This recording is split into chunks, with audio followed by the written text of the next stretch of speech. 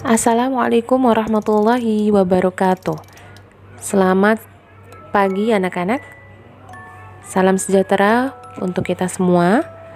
Semoga kita selalu sehat dan dapat beraktivitas walaupun dalam kondisi pandemi seperti sekarang ini. Menjelang berlangsungnya prakrin bagi siswa atau taruna-taruni kelas 11 yang akan menjalani prakrin sebentar lagi, dan tentunya juga untuk kelas 10 yang kedepannya juga akan menjalani prakrin. Budia akan memberikan materi tentang prakrin ini, apa saja tujuannya di luar teknik, kemudian apa saja yang perlu dipersiapkan, itu secara akan diberikan oleh pihak-pihak dari kaproknya, dari kejuruannya masing-masing. Baik, kita lanjut saja. Prakrin adalah program yang memang wajib ada di SMK. Mengingat SMK adalah sekolah kejuruan atau sekolah vokasi yang diharapkan setelah lulus peserta didik dapat siap terjun di dunia kerja.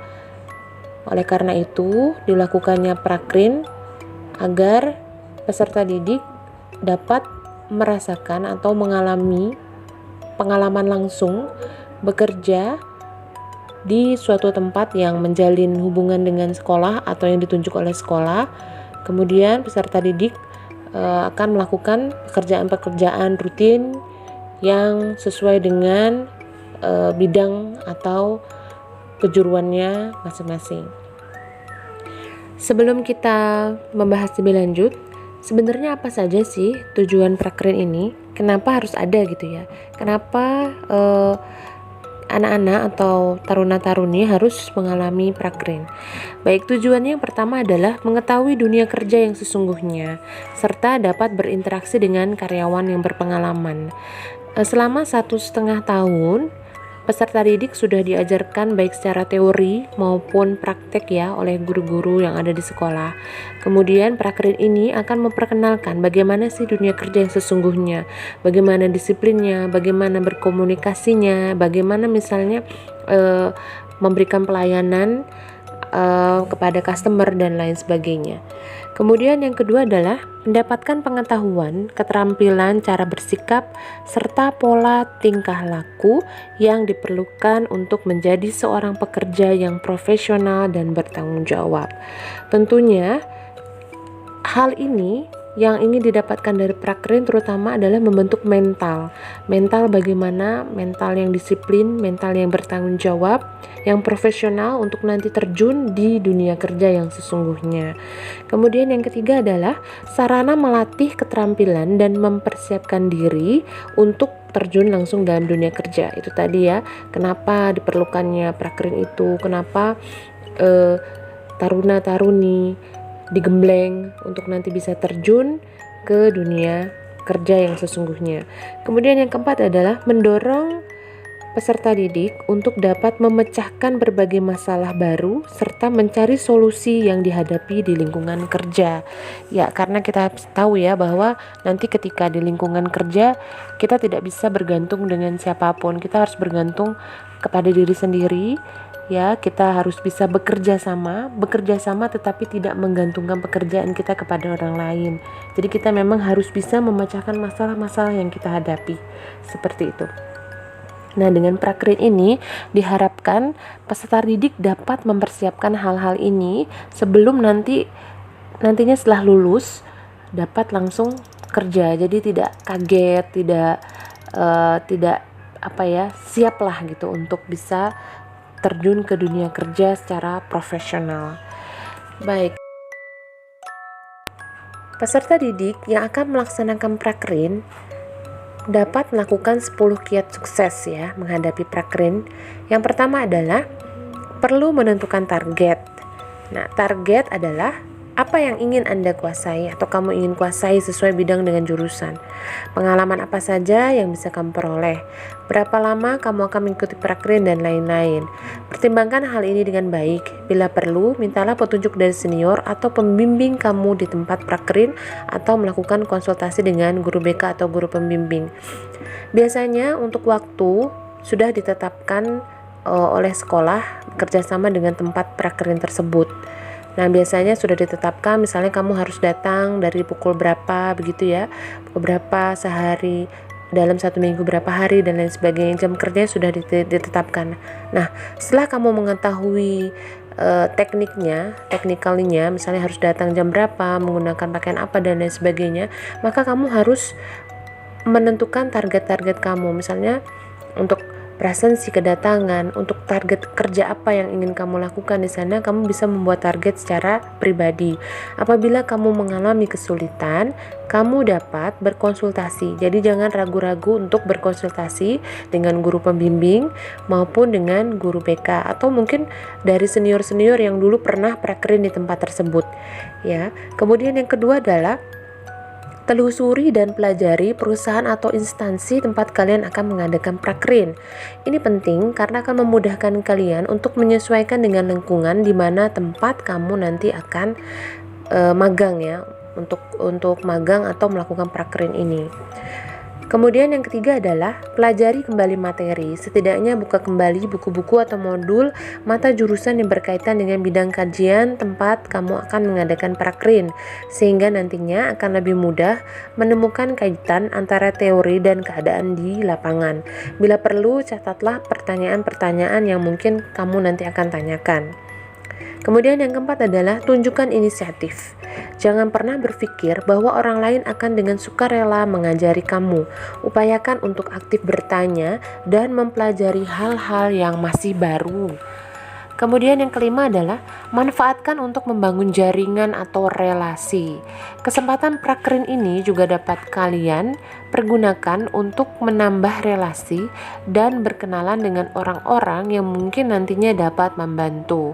Oleh karena itu, usahakan bergaul dengan sebanyak mungkin orang-orang yang ada di tempat prakerin. Yang keenam, temukan pola kegiatan perusahaan atau industrinya. Apa yang kalian lakukan selama kegiatan prakerin mungkin hanya secuil saja dari keseluruhan dinamika perusahaan atau instansi tempat Anda bekerja. Jangan pernah puas dengan hal tersebut, tetapi berusahalah untuk memperoleh gambaran besarnya. Kenali polanya dan budaya perusahaan tersebut. Ya, ini bisa dipahami ya. Jadi biasanya di tempat prakerin itu praktikan atau siswa itu hanya diberikan beberapa tugas-tugas kecil saja sebenarnya gitu ya. Mungkin hanya membantu jadi helper dan lain sebagainya gitu. Tetapi ketika kalian sudah bisa menguasai rutinitas tersebut, berusahalah untuk bisa memahami yang lain. Misalnya manajemennya, misalnya di bengkel gitu ya. Di bengkel kalian sebagai helper sudah tahu bagaimana menservis dan lain sebagainya. Tapi mulailah untuk bisa membuka mata, membuka telinga gitu ya, pelajari kalau manajemen di bengkel ini seperti ini, bagaimana memberikan pelayanan, customer service seperti apa. Nah, seperti itu. Jadi temukan nilai-nilai plus lah, pengetahuan plus lah dari tempat di mana kamu nanti prakerin itu. Yang ketujuh adalah persiapkan mental untuk prakerin dan belajar, bukan untuk jalan-jalan, terutama yang di prakerin yang tempatnya di luar kota. Bukan berarti tidak boleh refreshing ya, tapi yang penting kita harus kembali ke niat utama tadi dan target kita bahwa prakerin itu untuk belajar, untuk mencari pengalaman, dan untuk mencari relasi kita nantinya. Yang kedelapan adalah jaga sikap dan perilaku. Ini sangat penting sekali untuk ditekankan karena berhubungan dengan nama baik alma mater yang kita pakai ya. Karena selama prakerin kalian masih berstatus sebagai peserta didik di SMK Negeri 2. Tentunya apapun yang kalian lakukan, misalnya nanti di tempat kos atau nanti di tempat kerja, selama prakerin tersebut itu pasti tidak pernah lepas dari nama baik alma mater ya. Antara lain apa saja yang perlu dijaga? Misalnya nih, berpakaian rapi, santun ya, sopan santun ketika masuk ruangan kerja, menyapa petugas dengan salam, bertanya di saat yang tepat ya. Ini maksudnya bertanya di saat yang tepat, ketika saatnya harus bekerja ya bekerja gitu. Tapi ketika kalian mungkin ingin ngobrol, ingin tanya-tanya, itu ketika waktu istirahat dan lihat situasi dan kondisi seperti itu ya. Kemudian jangan bertanya di saat orang sedang sibuk dan hindari bergerombol, mengobrol atau bercanda di ruangan kerja karena dapat mengganggu petugas yang sedang bekerja di sekitar kita. Seperti itu. Jadi memang selama prakrin peserta didik ya, kalian harus pandai-pandai untuk membawa diri. Jadi pahamlah situasi dan kondisinya seperti apa, begitu ya. Kemudian yang kesembilan adalah pelihara hubungan baik dengan unit kerja pendukung untuk laporan nanti, untuk menjaga sewaktu-waktu kita memerlukan keterangan atau data pelengkap semisal dalam penyusunan laporan prakrin dan sebagainya. Yang ke-10 adalah jangan lupa berdoa agar kegiatan prakrin dapat berjalan lancar dan sukses. Tentunya ridho kedua orang tua kita, doanya kedua orang tua kita itu akan bisa menghantarkan kita menuju kesuksesan. Dan tentunya jangan lupa juga untuk tetap menjaga prokes ya, prosedur kesehatan yang standar sehingga kita bisa meminimalkan potensi terjadinya penularan COVID. Baik, ini juga akan membacakan atau sharing lah ya. Ini ada sebuah laporan PKL gitu ya dari mahasiswa yang PKL gitu atau prakrin. Nah, ada beberapa kendala-kendala yang biasanya dihadapi ketika melakukan prakrin ini. Yang pertama adalah di saat awal itu biasanya mengalami masalah komunikasi ya, mungkin sungkan, masih malu, masih segala macam lah ya, masih kikuk dan lain sebagainya mungkin. Nah, kamu tidak perlu berkecil hati, hampir sebagian besar praktikan mengalami hal ini gitu ya. Jadi jangan misalnya di hari pertama datang terus kayaknya kok saya kok dicuekin atau saya kok nggak nyaman gitu ya, terus abis itu besoknya males, mutung, nggak mau datang lagi dan lain sebagainya. Jangan seperti itu, karena memang sebagian besar praktikan atau orang-orang yang melakukan prakrin atau PKL ini pasti di awal agak canggung gitu ya, mengalami kesulitan dalam masalah komunikasi. Kemudian yang kedua adalah namanya di dunia kerja ya, dan sekarang kan status kalian sebagai pelajar. Nah, terkadang ada kata-kata atau istilah-istilah atau spesifikasi produk atau jasa yang kalian belum pernah dengar atau mungkin pernah dengar tapi tidak terlalu familiar gitu ya. Nah, seperti itu. Jadi mungkin kadang-kadang belum terlalu paham dengan istilah-istilah yang digunakan di tempat kerja tersebut. Kemudian yang ketiga adalah, ini kendala yang ketiga yang biasanya didapatkan oleh praktikan, adanya pekerjaan yang belum pernah dipelajari sebelumnya gitu. Baik, apa saja solusinya? Ya, solusi yang bisa kita lakukan ini sharing ya dari para praktikan yang sudah pernah melakukan praktek ini. Ya, yang pertama adalah tadi masalah komunikasi. Ya, masalah komunikasi tentunya kita harus belajar gitu ya untuk memulai komunikasi lebih dahulu dengan tutur bahasa yang baik dan benar sehingga terciptanya suasana kerja yang nyaman dan kondusif. Ya, kita juga harus menjaga perilaku tingkah laku kita. Ketika kita berbicara dengan orang yang lebih tua, tentunya kita menggunakan bahasa-bahasa yang lebih menghormati begitu ya. Jadi jangan disamakan ketika berbicara dengan teman sebaya, nanti berbicara dengan orang yang lebih tua itu seperti apa. Nah, mungkin untuk di daerah-daerah tertentu lebih baik menggunakan bahasa Indonesia gitu ya. Jadi mungkin nanti kalau misalnya anak-anak ada yang ditempatkan di luar, misalnya di Jawa sana ya, sedangkan anak-anak bukan orang Jawa misalnya gitu ya, misalnya ditempatkan di Pulau Jawa di mana gitu, tapi anak-anak sendiri bukan orang Jawa, jadi sebisa mungkin gunakan saja bahasa Indonesia daripada nanti misalnya menggunakan bahasa yang mungkin secara nilai itu salah atau tidak baik lah. Nah, begitu juga misalnya nanti ada yang prakrin di Sulawesi misalnya, tapi notabene anak-anak sendiri bukan tidak memahami gitu ya, atau bukan orang Sulawesi gitu ya. Nah, seperti itu. Jadi lebih baik menggunakan bahasa Indonesia, bahasa yang bisa secara umum gitu.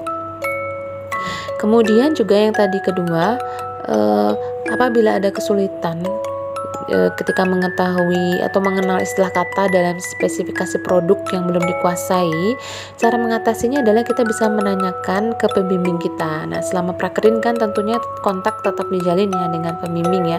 Karena pembimbing juga bisa datang ke sana untuk monev dan lain sebagainya.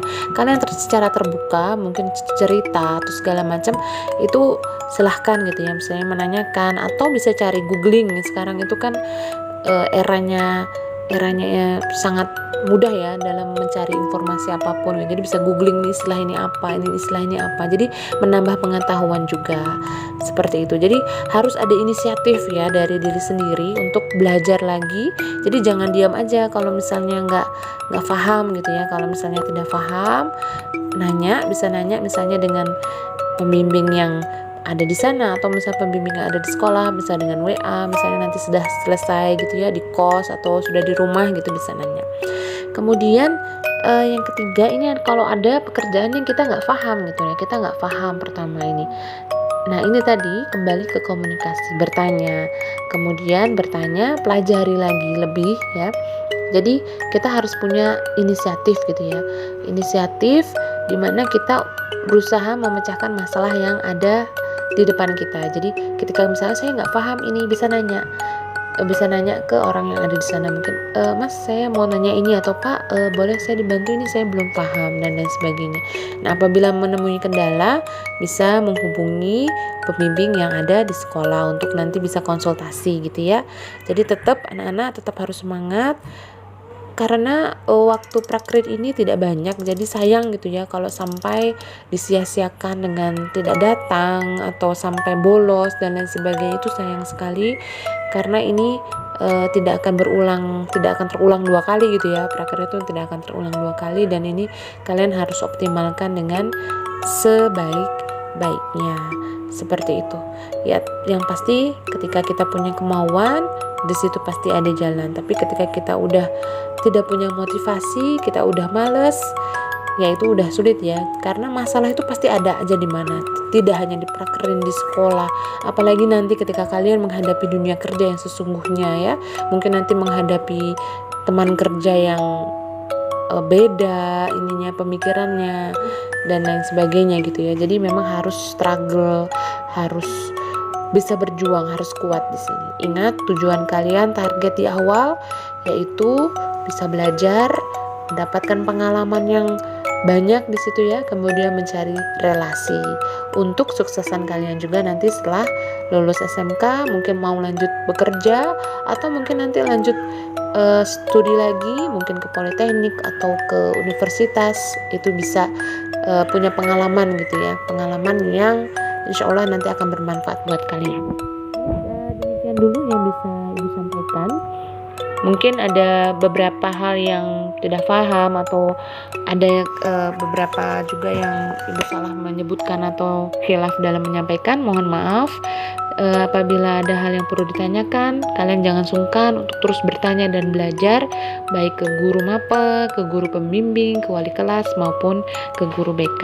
Terima kasih banyak untuk yang sudah mau mendengarkan dan menyimak. Semoga ada manfaatnya buat kita semua.